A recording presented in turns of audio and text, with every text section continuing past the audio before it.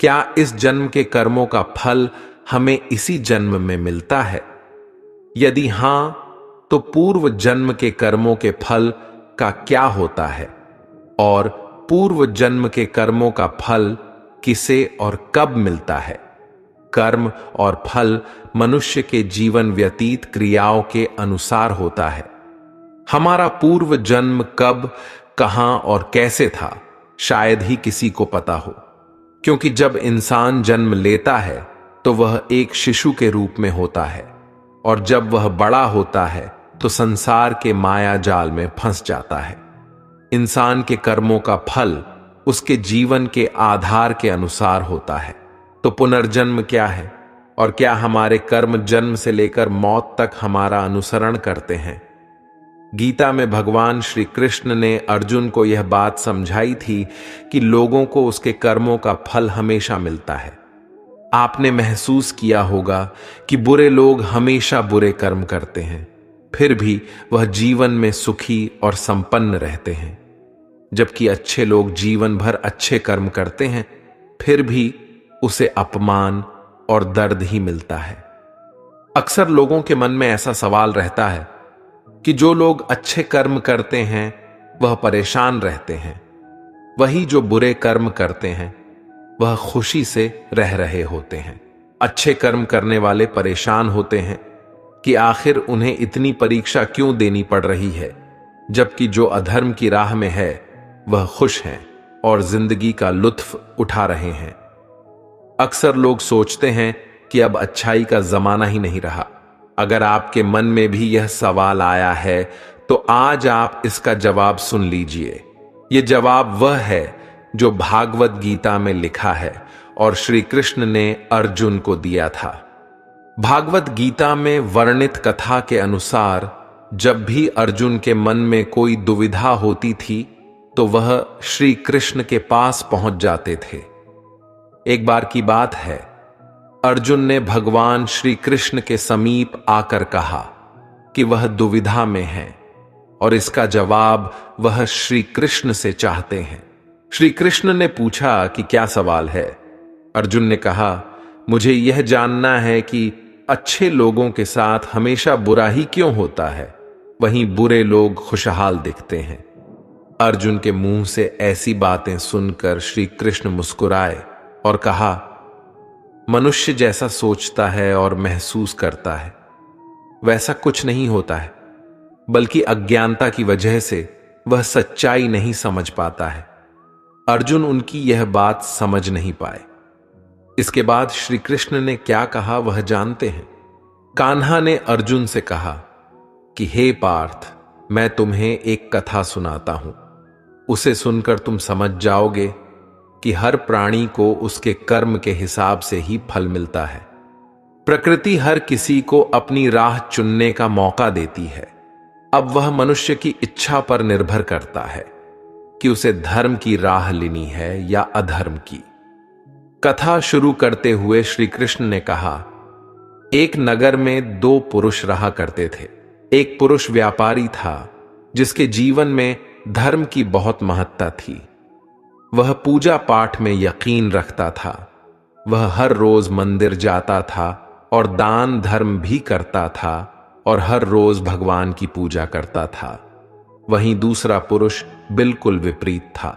वह हर रोज मंदिर तो जाता था, लेकिन पूजा करने नहीं, बल्कि मंदिर के बाहर से जूते चप्पल चुराने। उसे दान और धर्म से कोई लेना देना नहीं था।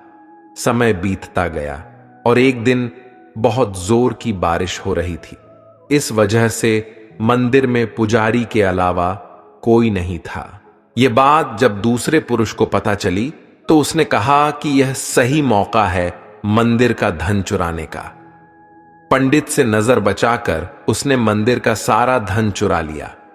उसी समय धर्म कर्म में विश्वास रखने वाला व्यक्ति भी मंदिर पहुंचा। दुर्भाग्य से मंदिर के पुजारी ने उसे ही चोर समझ लिया और चिल्लाने लगे। वहां लोग एकत्र हो गए और उसे बहुत मारा। किसी तरह वह बचते बचाते वहां से निकला तो दुर्भाग्य ने उसका साथ वहां भी नहीं छोड़ा। मंदिर के बाहर वह एक गाड़ी से टकरा गया और घायल हो गया। फिर वह व्यापारी लंगड़ाते हुए घर जाने लगा तो रास्ते में उसकी मुलाकात उस पुरुष से हुई जिसने मंदिर से धन चुराया था। उसने कहा, आज तो मेरी किस्मत चमक गई, एक साथ इतना सारा धन मिल गया। यह सब देखकर उसे बहुत बुरा लगा और उसने अपने घर से भगवान की सारी तस्वीरें निकाल दी। कुछ सालों बाद दोनों पुरुषों की मृत्यु हो गई। मरने के बाद जब दोनों यमराज की सभा में पहुंचे और भले पुरुष ने दूसरे व्यक्ति को देखा तो उसे बहुत गुस्सा आया।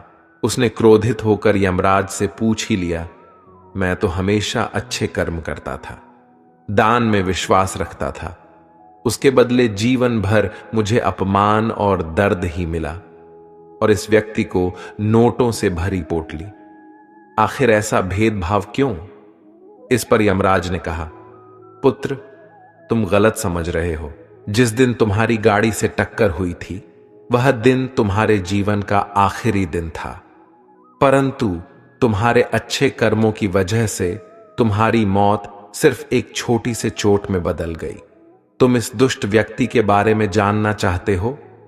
दरअसल इसके भाग्य में राजयोग था, मगर इसके कुकर्मों और अधर्म की वजह से वह सिर्फ एक छोटी सी धन की पोटली में बदल गया। कथा सुनाने के बाद श्री कृष्ण अर्जुन से कहते हैं, पार्थ, क्या अब तुम्हें तुम्हारे सवाल का जवाब मिल गया?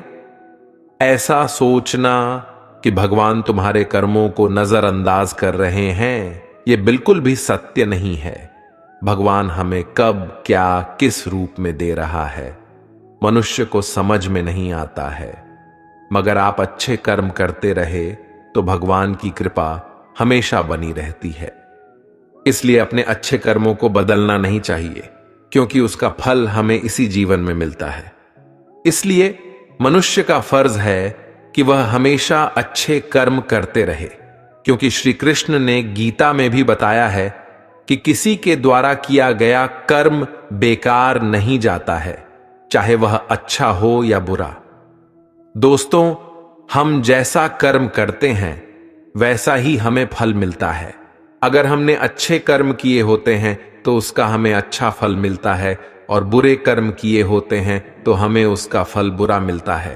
अगर हमारे साथ कुछ बुरा होता था तो पहले लोग ऐसा बोलते थे कि जरूर उसने पिछले जन्म में कुछ बुरा किया होगा, इसलिए इसके साथ ऐसा इस जन्म में हुआ। लेकिन अगर हम बात आज के जमाने की करें तो हमें अपने कर्म का हिसाब भी इसी जमाने में चुकाना पड़ता है। पहले भगवान नोट और कलम लेकर सभी के कर्म का हिसाब करते थे, इसलिए पिछले जन्म का हिसाब इस जन्म में होता था। लेकिन आज तो इंटरनेट का जमाना है, इसलिए भगवान भी लैपटॉप लेकर बैठते हैं और सभी के कर्म का हिसाब इसी जन्म में होता है। यह कहानी भी कर्म के बारे में ही है। हमारा जैसा कर्म होता है वैसा ही फल हमें मिलता है। एक छोटे से गांव में एक लड़का रहता था। वह लड़का बहुत ज्यादा गरीब परिवार से था।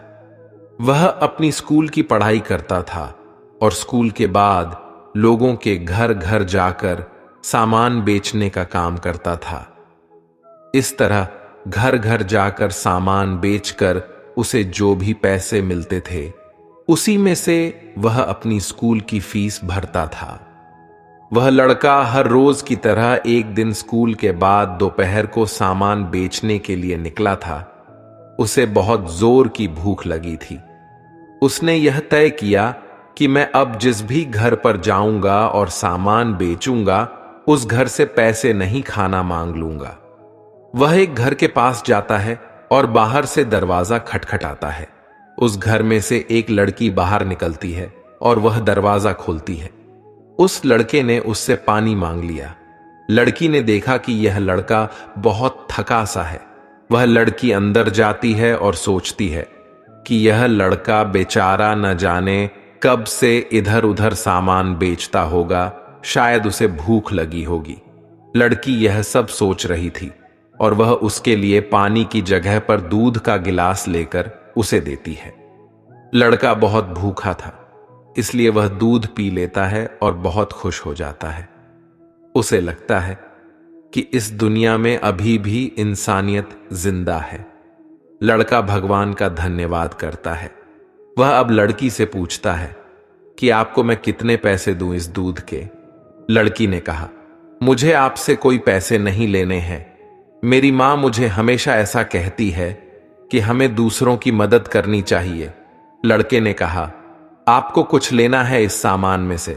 लड़की ने कहा कि आप कुछ मत दीजिए, मुझे कुछ नहीं लेना है। लड़के ने जाते हुए कहा कि मैं आपका दिल से धन्यवाद करना चाहता हूं क्योंकि आपने मेरी मदद की। इतना बोलते हुए वह लड़का वहां से चला जाता है। कुछ समय के बाद इस लड़के ने अपनी स्कूल और कॉलेज की पढ़ाई पूरी कर ली और वह एक अच्छा डॉक्टर बन गया। यह लड़का अब एक शहर में अच्छे हॉस्पिटल में डॉक्टर था। इधर इस लड़की के घर वालों की आर्थिक परिस्थिति दिन व दिन बिगड़ रही थी। एक दिन ऐसा आया कि यह लड़की बहुत बीमार हो गई।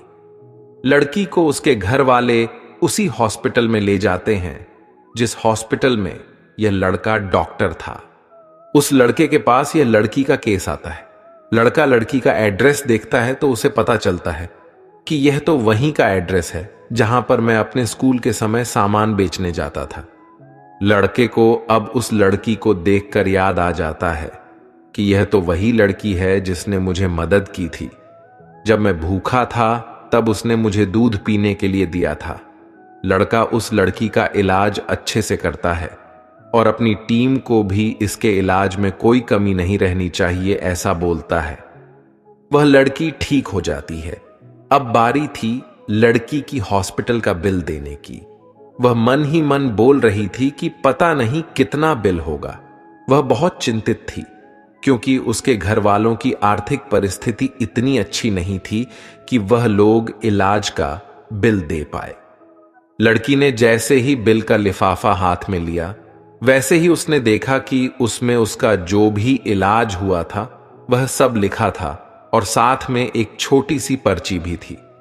उस पर्ची में लिखा था कि आपने इलाज का बिल बहुत सालों पहले एक गिलास दूध से पे कर दिया है।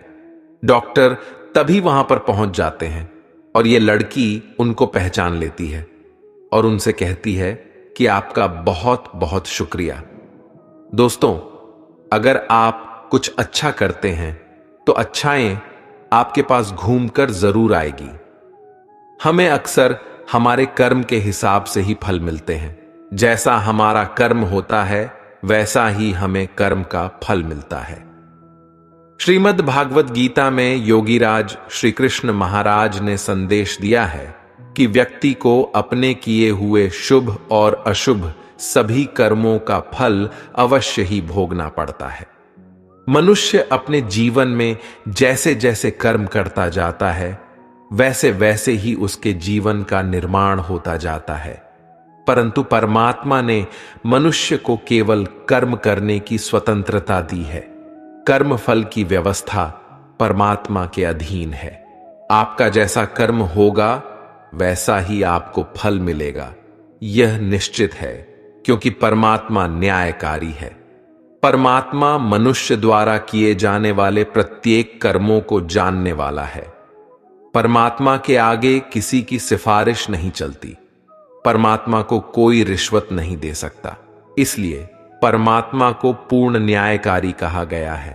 परमात्मा की अटल न्याय व्यवस्था से कोई भी आज तक न तो बचा है और न ही आगे बचेगा। इसलिए अच्छे कर्म करने वाला व्यक्ति निर्भय होता है और बुरा कर्म करने वाला व्यक्ति हर समय भयभीत होता है। अब सवाल यह है कि कर्मों का फल क्यों भोगना पड़ता है? क्या इसे टाला नहीं जा सकता है? दोस्तों, भगवत गीता के अनुसार कर्म का फल बिल्कुल भी टाल नहीं सकता। हम चाहे कितनी भी चालाकियां कर लें, कितने भी होशियार रहें, बेशक पूरी दुनिया की आंखों में धूल झोंक दें, बेशक आप इस बात को जान न पाएं, बेशक हम सभी अपने कर्मों से अनजान बने रहें, सब भूल सकते हैं, दुनिया भुला सकती है, पर कर्मफल निरंतर चुपचाप एक छाया की तरह अदृश्य, शांत चित्त हमारे संग संग चलता रहता है। दोस्तों, कर्मफल कभी टाला नहीं जा सकता है। टालना हमारे बस में है ही नहीं। कई बार हमारे चालान होते हैं, कोई चीज चोरी होती है, दुर्घटनाएं होती रहती हैं, पैसा डूब जाता है। जिस तरह बुराई का फल बुरा होता है, उसी तरह अच्छाई का फल भी अच्छा होता है। यह फल हमें कभी भी, कहीं भी, किसी भी रूप में भुगतना पड़ेगा ही। सिर्फ और सिर्फ एक अवस्था पर यह टल सकता है।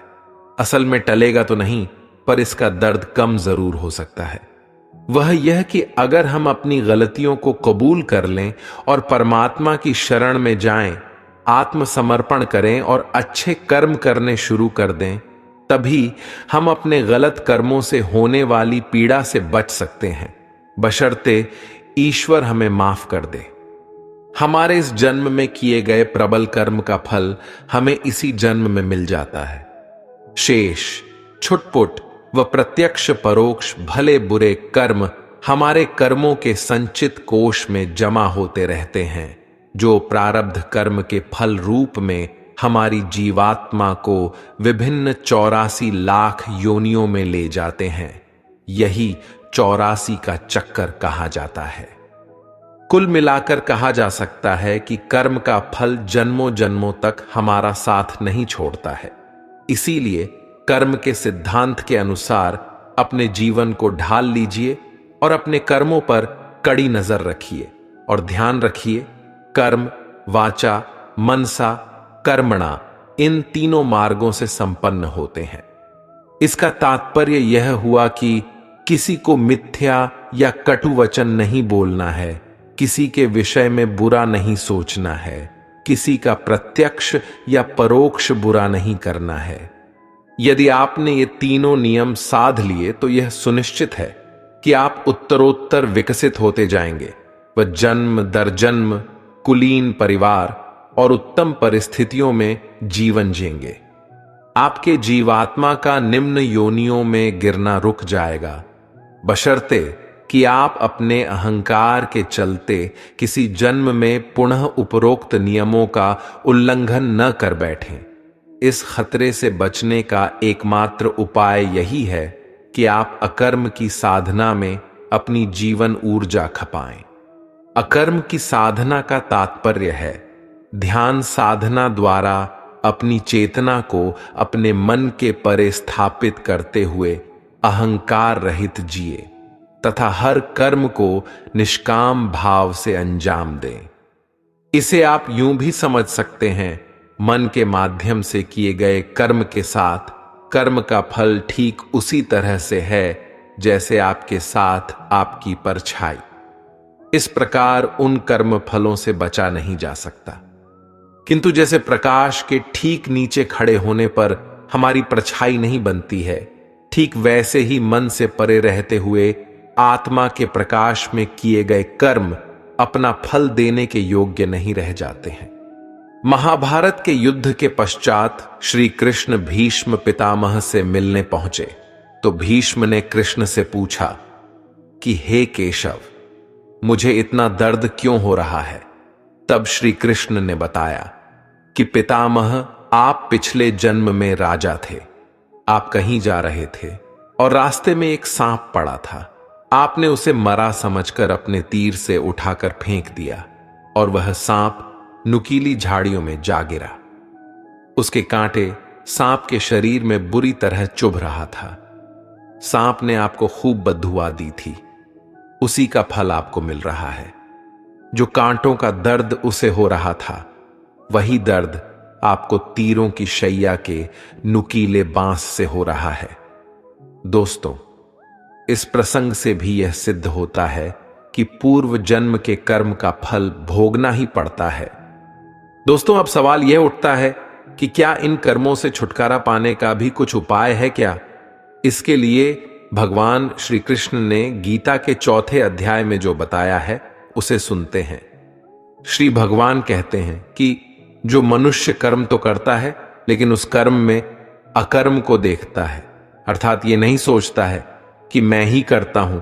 वह खुद को एक माध्यम समझता है, वह फल की इच्छा नहीं रखता। वह जानता है कि संपूर्ण कर्म परमात्मा द्वारा हो रहा है। ऐसे मनुष्य को कर्म नहीं बांधता है। जो पुरुष समस्त कर्मों में और उनके फल में आसक्ति का सर्वथा त्याग करके संसार के आश्रय से रहित हो गया है और परमात्मा में नित्य तृप्त है, उसके लिए भगवान की भक्ति के अलावा और कोई कर्म नहीं रह जाता है। अर्थात वह कर्म करते हुए भी वास्तव में कुछ भी नहीं करता। जिसने अपने मन और इंद्रियों को जीत लिया है और जिसने समस्त भोगों की सामग्री का परित्याग कर दिया है, ऐसा आशा रहित पुरुष केवल शरीर संबंधी कर्म करता हुआ भी पापों को नहीं प्राप्त होता है। जिसको बिना मांगे जो मिले उसी में संतुष्ट रहता है। जो न किसी से ईर्ष्या करता है और न द्वेष, जो सुख दुख को एक समान भाव से देखता है, ऐसा मनुष्य कर्म योगी कहलाता है, जिसकी आसक्ति सर्वथा नष्ट हो गई है, जो अपने देह पर अभिमान नहीं करता और जो ममता से रहित हो गया है, जिसका चित्त निरंतर परमात्मा के ज्ञान में स्थित रहता है।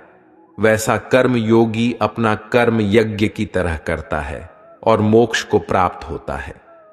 जो अपना सब कुछ परमात्मा को अर्पित कर देता है, जिसके लिए परमात्मा ही सब कुछ है, जो अपने हर कर्म में परमात्मा को देखता है और हर कर्म परमात्मा के लिए करता है, वैसा कर्मयोगी मोक्ष का अधिकारी होता है।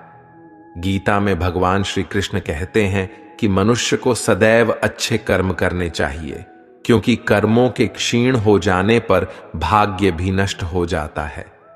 जिस मनुष्य का अपने कर्मों पर अटूट विश्वास होता है और जो मनुष्य अपने कर्मों पर सदा अडिग रहता है, वही मनुष्य जीवन में सफल होता है। श्री कृष्ण कहते हैं कि हर व्यक्ति को बिना कुछ सोचे समझे सिर्फ कर्म के मार्ग पर चलते रहना चाहिए। जो मनुष्य कर्म किए बिना सिर्फ फल की चिंता करता है, उसे जीवन में सिर्फ असफलता ही प्राप्त होती है। श्री कृष्ण के अनुसार परिस्थितियां चाहे कितनी भी खराब हों, वह हमेशा एक जैसी नहीं रहती है, वह बदलती जरूर है। इसलिए मनुष्य को बहुत धैर्य और हिम्मत से काम लेना चाहिए। श्री कृष्ण कहते हैं कि ईश्वर कभी भी किसी व्यक्ति के साथ नाइंसाफी नहीं करता। वह उसको केवल वही देता है जिसके वह लायक है। भगवान कहते हैं, कर्म करो लेकिन फल की इच्छा मत रखो। इस संसार में कोई भी मनुष्य किसी भी काल में शर्म मात्र भी बिना कर्म किए नहीं रहता, क्योंकि सारा मनुष्य समुदाय कर्म करने के लिए ही पैदा हुआ है। बिना कर्म किए कोई रह नहीं सकता है। जो मनुष्य समस्त इंद्रियों को वश में करके आसक्ति रहित कर्म करता है, वही श्रेष्ठ है, अर्थात वही कर्म योगी है। उसे कर्म का मार्ग दिखाते हुए श्री कृष्ण कहते हैं कि कर्म न करने की अपेक्षा कर्म करना ज्यादा श्रेष्ठ है, तथा कर्म न करने से मनुष्य का शरीर निर्वाह भी नहीं सिद्ध होता है। अर्थात मनुष्य को चाहिए कि वह सिर्फ अपने कर्तव्यों का पालन करे, क्योंकि कर्म नहीं करने से मनुष्य का जन्म लेना भी बेकार हो जाता है। भगवान कहते हैं, तू यज्ञ समझकर अपना कर्म कर। जिस प्रकार यज्ञ समाज और प्रजा की भलाई के लिए किया जाता है, उसी तरह तू अपने कर्मों को यज्ञ समझकर, अर्थात अपना कर्तव्य समझकर कर्म कर। जो पुरुष इस परंपरा से नहीं चलता, प्रकृति के नियमों का पालन नहीं करता, अर्थात अपने कर्तव्य का पालन नहीं करता, वह इंद्रियों के द्वारा भोगों को भोगने वाला पापी पुरुष व्यर्थ ही जीता है। परंतु जो मनुष्य आत्मा में ही रमण करने वाला और आत्मा में ही तृप्त तथा आत्मा में ही संतुष्ट हो, उसके लिए कोई कर्तव्य नहीं है। आत्मा का मतलब यहां सबसे बड़ा सच है, और जो सत्य को समझता है, सत्य में ही खुश होकर सत्य में ही रहता है, उसके लिए कोई कर्तव्य नहीं है। लेकिन ऐसा कोई लाखों करोड़ों में एक होता है। उस महापुरुष का इस विश्व में न तो कर्म करने से कोई प्रयोजन रहता है और न कर्मों के न करने से ही कोई प्रयोजन रहता है, तथा संपूर्ण प्राणियों में भी इसका स्वार्थ से कोई संबंध नहीं रहता। कहने का सीधा मतलब है, जिसे परमात्मा मिल चुका है वह कोई और दूसरा कर्म क्यों करे।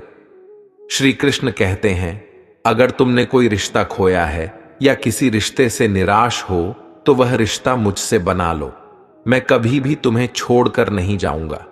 इसलिए तू निरंतर आसक्ति से रहित होकर, अर्थात अपनी इच्छा को त्याग कर सदा कर्तव्य कर्म को भली भांति करता रहे, क्योंकि आसक्ति से रहित होकर कर्म करता हुआ मनुष्य परमात्मा को प्राप्त हो जाता है। बहुत से ऐसे लोग हैं जो कर्म करते हुए ही परम सिद्धि को प्राप्त हुए थे। जनक आदि ज्ञानी जन भी आसक्ति रहित कर्म द्वारा ही परम सिद्धि को प्राप्त हुए थे। इसलिए कर्म करना ही उचित है। श्रीमद् भगवद गीता में श्री कृष्ण कहते हैं कि जीवन में कुछ भी स्थायी नहीं है, इसलिए स्वयं को अधिक तनावग्रस्त न करें। किसी के साथ चलने से न तो कोई खुशी मिलती है और न ही लक्ष्य। इसलिए मनुष्य को सदैव अपने कर्मों पर विश्वास करते हुए अकेले चलते रहना चाहिए। श्रेष्ठ पुरुष जो जो आचरण करता है, अन्य पुरुष भी वैसा वैसा ही आचरण करते हैं। वह जो कुछ प्रमाण कर देता है, समस्त मनुष्य समुदाय उन्हीं के पद चिन्हों पर अपने रास्ते चुनता है। इसीलिए सज्जन व्यक्तियों को सदैव अच्छा व्यवहार करना चाहिए।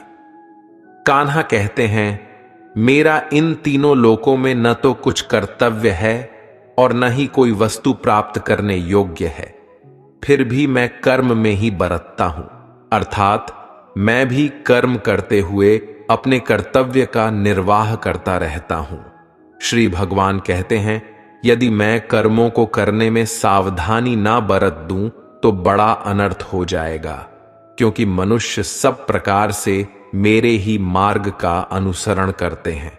इसलिए यदि मैं कर्म न करूं तो यह सब मनुष्य नष्ट भ्रष्ट हो जाएंगे और मैं संघकर्ता का करने वाला हो जाऊंगा तथा समस्त प्रजा को नष्ट करने वाला बन जाऊंगा। जिनमें समझ नहीं होती वह कर्म में आसक्त होकर कर्म करते हैं। आसक्ति रहित विद्वान को भी चाहिए कि वह भी लोगों को सही दिशा दिखाने के लिए उसी प्रकार कर्म करे। जो ज्ञानी है, जिन्हें ईश्वर की सच्चाई मालूम हो चुकी है, उनकी यह जिम्मेदारी बन चुकी है कि उनके काम करने के तरीके से कहीं किसी और के मन में काम करने के प्रति अश्रद्धा या अपमान न पैदा हो जाए। इसलिए उन ज्ञानी जनों के लिए यह जरूरी है कि वह ऐसा उदाहरण सामने रखें जिससे हर कोई अपना कर्म, अपना कर्तव्य करने के लिए प्रेरित हो। वास्तव में संपूर्ण कर्म सब प्रकार से प्रकृति के गुणों द्वारा किए जाते हैं, तो भी जिसका अंतःकरण अहंकार से मोहित हो रहा है, ऐसा अज्ञानी मैं करता हूं ऐसा मानता है। तामसिक गुण वाले व्यक्ति आलस्य या नींद इसी प्रकार के कर्म करते हैं। राजसिक गुण वाले बात बात पर शौर्य या बहादुरी दिखाने का काम करते हैं, लेकिन ज्ञानी मनुष्य जानते हैं उसके गुण ही उससे कर्म करवा रहे हैं। और जो ज्ञानी नहीं होते वह समझते हैं कि सब कुछ वही कर रहे हैं। कर्म में लगे हुए ज्ञानियों को यह जानना चाहिए कि गुण ही उनसे कर्म करवाते हैं, वह खुद कुछ भी नहीं करते। और जो ज्ञानी इस बात को समझ लें तो यह उनकी जिम्मेदारी होती है कि वह अज्ञानियों को समझाए कि कर्म ही उनका धर्म है। श्री कृष्ण कहते हैं कि तुम मुझ अंतर्यामी परमात्मा में अपने सारे कर्मों को अर्पण कर दे। जो कोई मनुष्य दोष दृष्टि से रहित और श्रद्धा युक्त होकर मेरे इस मत का सदा अनुसरण करते हैं, वे भी संपूर्ण कर्मों से छूट जाते हैं। परंतु जो मनुष्य मुझ में दोषारोपण करते हुए मेरे इस मत के अनुसार नहीं चलते हैं, उन मूर्खों को तू संपूर्ण ज्ञानों में मोहित और नष्ट हुआ ही समझ। गीता में श्री कृष्ण कहते हैं, दूसरे के कर्तव्य का पालन करने से भय होता है और स्वधर्म में मरना भी बेहतर होता है। श्री कृष्ण के अनुसार हमें दूसरे का अनुसरण या नकल करने की बजाय स्वधर्म को पहचानना चाहिए। दूसरों का अनुसरण करने से मन में भय उत्पन्न होता है। श्री कृष्ण के अनुसार डर हटाने का एक ही उपाय है और वह है अपना स्वधर्म पहचानना और उसी में जीना। भगवान कहते हैं, रजोगुण से उत्पन्न होने वाले काम वासना और क्रोध ही मनुष्य से पाप कर्म करवाते हैं। इसलिए काम, वासना और क्रोध मनुष्य का सबसे बड़ा शत्रु है। जिस प्रकार धुएं से अग्नि और धूल से दर्पण ढक जाता है तथा जिस प्रकार गर्भाशय से गर्भ ढका रहता है, उसी प्रकार कामनाओं से ज्ञान ढका रहता है। इस प्रकार शुद्ध चेतन स्वरूप जीवात्मा का ज्ञान कामना रूपी नित्य शत्रुओं द्वारा ढका रहता है, जो कभी भी तुष्ट न होने वाली अग्नि की तरह जलता रहता है। इंद्रियां, मन और बुद्धि कामनाओं के निवास स्थान होते हैं। इनके द्वारा कामनाएं ज्ञान को आच्छादित करके जीवात्मा को मोहग्रस्त कर देती हैं। इसलिए मनुष्य को चाहिए कि प्रारंभ में ही इंद्रियों को वश में करके और आत्मज्ञान और आत्म साक्षात्कार में बाधा उत्पन्न करने वाली इन महान पापी कामनाओं का ही बलपूर्वक खात्मा कर दें और कर्म योग के द्वारा परमात्मा की भक्ति करके समस्त कर्मों से छुटकारा प्राप्त कर ले। दोस्तों, अगर आपको हमारा यह वीडियो पसंद आया तो कमेंट में जय श्री राधे कृष्ण लिखें और ऐसे ही प्रेरणादायक वीडियो देखने के लिए हमारे चैनल को सब्सक्राइब कर लें। जय श्री राधे कृष्ण।